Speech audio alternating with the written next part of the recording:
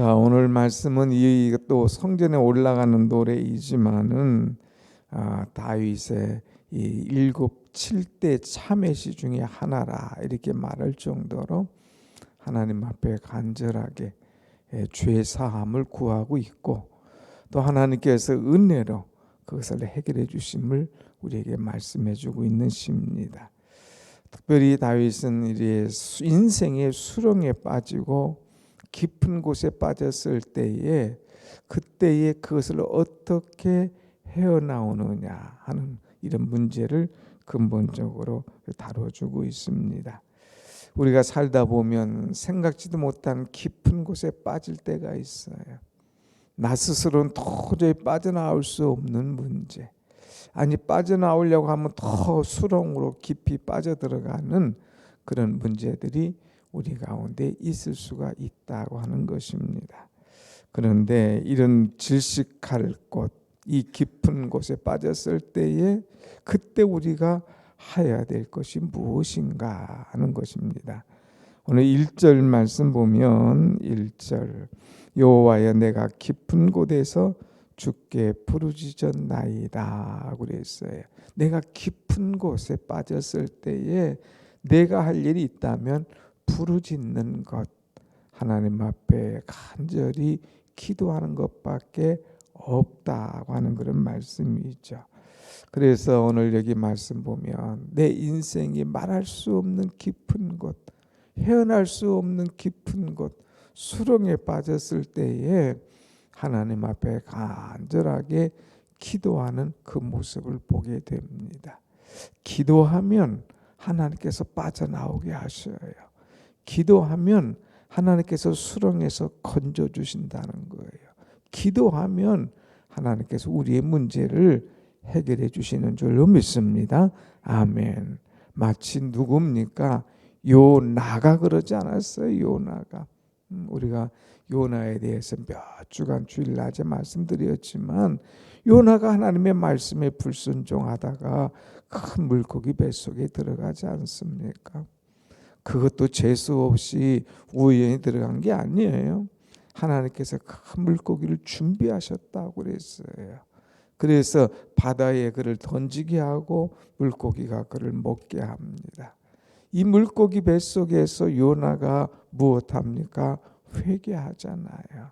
하나님 앞에 회개의 기도, 간절한 기도, 소망의 기도, 또 하나님 앞에 서원의 기도를 드렸다고 말씀했습니다.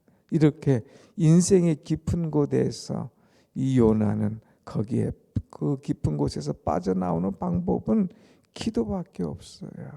그래서 우리에게 있어서 인생의 깊은 곳, 또 내 인생에 있어서 광야는 나에게 기도를 가르쳐주는 학교다, 이렇게 이야기할 수가 있습니다. 인생을 살아가면서 광야 길을 걷고 있으면 염려할 것 없어요. 하나님께서 기도하라는 사인이구나.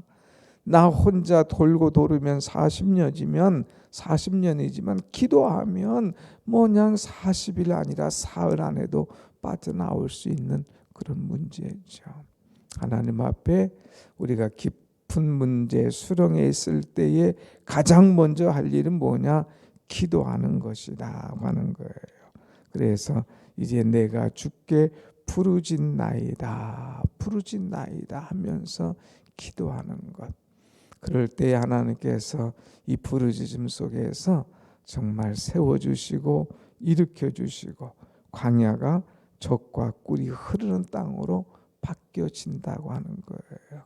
여기서 부르짖는다고 하는 것은 응답이 될 때까지 간절하게 기도하는 거예요.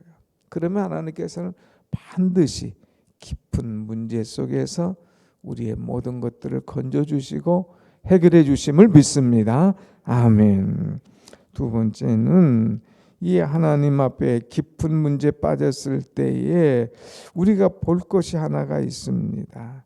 2절 3절 보면 주여 내 소리를 들으시며 나의 부르짖는 소리에 귀를 기울이소서. 여호와여 주께서 죄악을 지켜보실진데 주여 누가 서리이까. 그러나 사유하심이 주께 있음이니이다 하는 거예요.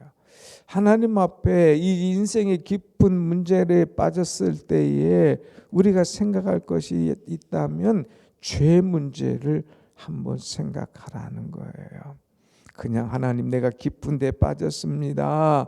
하나님 내가 심히 어렵습니다. 하나님 제가 너무 곤란한 지경입니다. 이것만 놓고 있지 말고 내 안에 있는 죄의 문제가 있지 않는가, 이것을 살피라 이거예요. 그래서 이 죄의 문제, 그래서 3절 여호와여 주께서 죄악을 지켜보실진데 누가 주 앞에 서겠습니까? 하나님께서 내 죄를 보면 모르시는 것이 없는 거예요.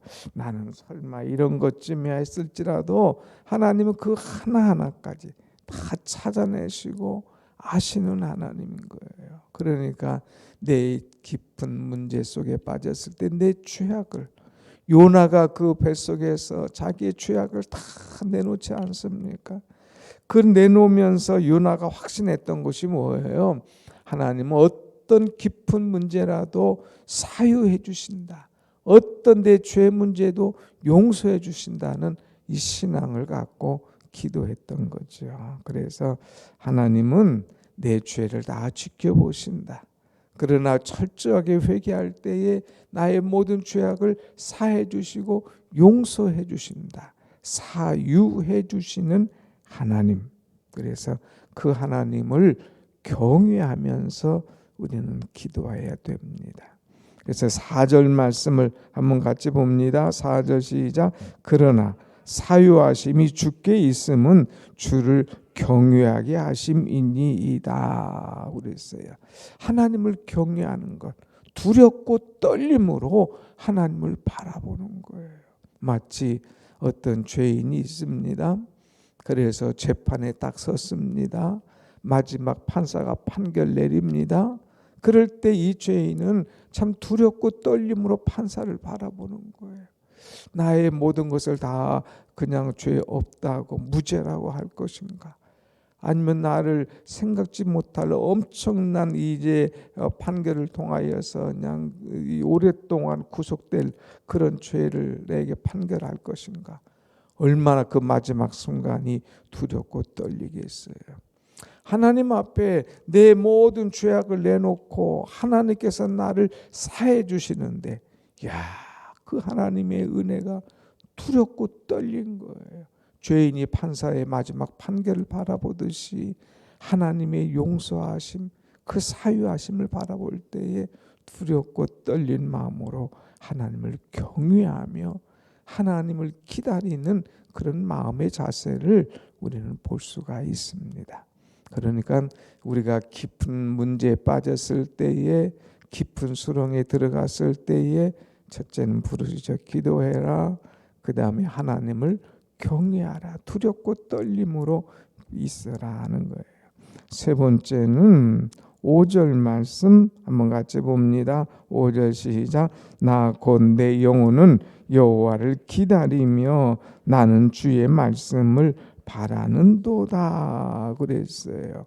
나는 하나님을 이제 경외할 뿐만 아니라 하나님을 바라는도다. 하나님을 바라라 이거예요. 모든 것에 사유해 주심은, 용서해 주심은 하나님밖에 없다 이거예요. 그러니까 나의 모든 죄악을 용서해 주실 하나님을 간절하게 갈망하면서 하나님을 바라봐라 이거예요. 간절하게 하나님을 갈망하면서 하나님을 바라보는 심령이 될 때에 하나님 그 눈을 보시고 그의 진실함을 보시고 모든 것을 용서하시는 그 은혜를 베풀어 주십니다. 근데 하나님을 갈망하는데 어떤 마음으로 갈망하느냐? 6절 말씀 보면 6절 파수꾼이 아침을 기다림보다 내 영혼이 주를 더 기다리나니 참으로 파수꾼이 아침을 기다림보다 더하도다. 두 번이나 반복. 파수꾼이 아침을 기다림보다, 파수꾼이 아침을 기다림보다. 여러분, 파수꾼이라고 하는 것은 이제 경비를 서는 사람이에요. 망을 이렇게 쭉 보는 사람이에요. 성 안에 있는 사람들이 평안히 잠잘 수 있도록 이제 돌아가면서 망대 꼭대기에 올라가서 적이 들어오나 도둑이 들어오나 강도가 들어오나 다 지키는 이것이 파수꾼인 거예요. 그런데 이 파수꾼은요, 망대에서 적들을 관찰하고 기다릴 뿐만 아니라 기다리는 것이 있는데 그것이 뭐냐? 아침이 빨리 오기를. 그래서 좀 아침이 그냥 딱 와야 내가 집에 들어가서 좀 편하게 잘 수 있고 이 추위를 좀 이겨낼 수가 있을 텐데 얼마나 간절하겠어요. 보초 서는 이 자녀들, 군대 가본 사람 다 알잖아요.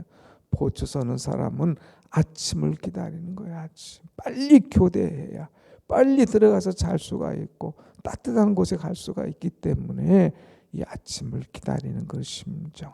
그래서 파수꾼이 아침을 기다림보다 더하나니 두 번이나 강조하지 않습니까?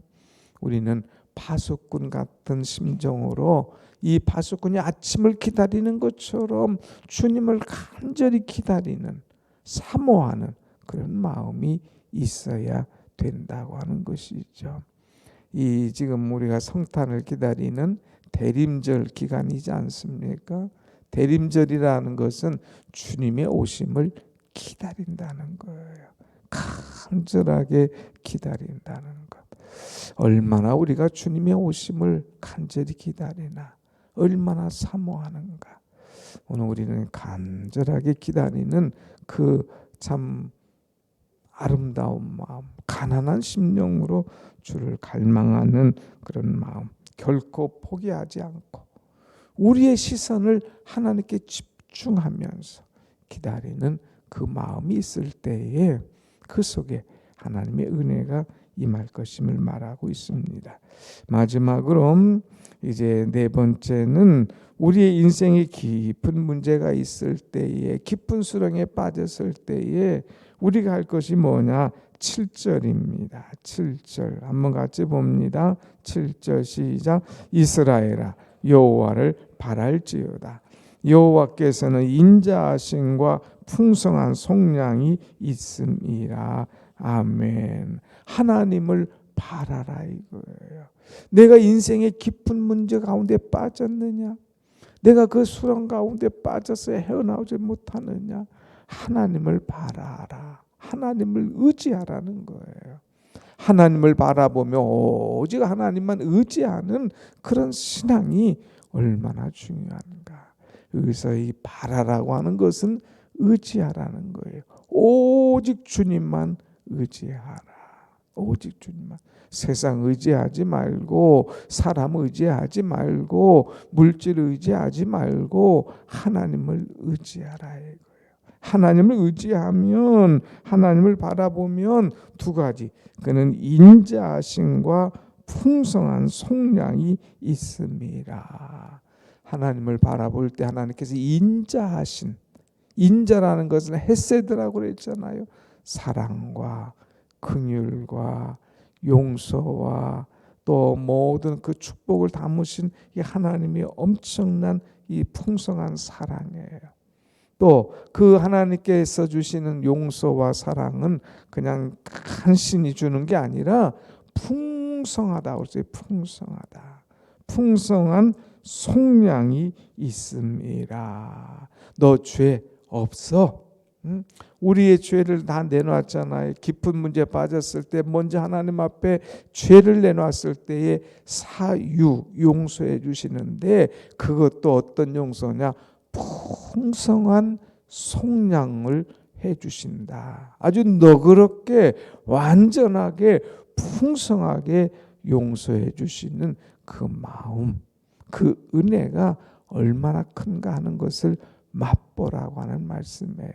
그래서 그 다음 절에도 또 나오죠. 8절 한번 봅니다. 시작. 그가 이스라엘을 그의 모든 죄악에서 속량하시리로다. 아멘. 이 그가 이스라엘을 모든 죄악에서 속량하시리로다. 하나님 앞에 내 문제를 다 내놓고 기도할 때에 하나님께서 속량 없어준다 이거예요. 이제 완전히 감량이 아니라 탕감인 거예요. 풍성하게 속량해 주신다.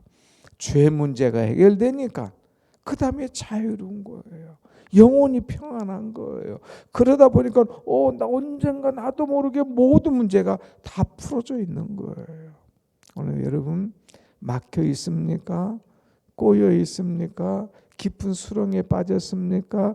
그 수렁만 보고 몸부림치지 말고 그 넘어서 여기 보니까 나의 죄악을 바라보면서 이것을 놓고 하나님 앞에 간절하게 기도할 때에 하나님께서 내 죄의 문제를 속량해 주실 뿐만 아니라 그 문제가 해결되니까 다른 것은 자동이에요. 자동적으로 다 풀어지는 거예요. 그래서 이 하나님의 은혜를 고백하는 이 시를 우리는 볼 수가 있습니다. 오늘 네 가지 얘기했어요. 우리가 깊은 수렁에 빠졌을 때에 하나님께 부르짖어라, 주를 경외하라, 여호와를 기다리라, 여호와를 바라라. 바라라는 것은 의지하라는 거예요. 철저하게 하나님을 의지할 때에 세상이 줄 수 없는 평화와 세상이 건져낼 수 없는 이 건져주심의 그런 은혜가 오늘 우리 가운데 임할 줄로 믿습니다. 아멘. 기도하십시다.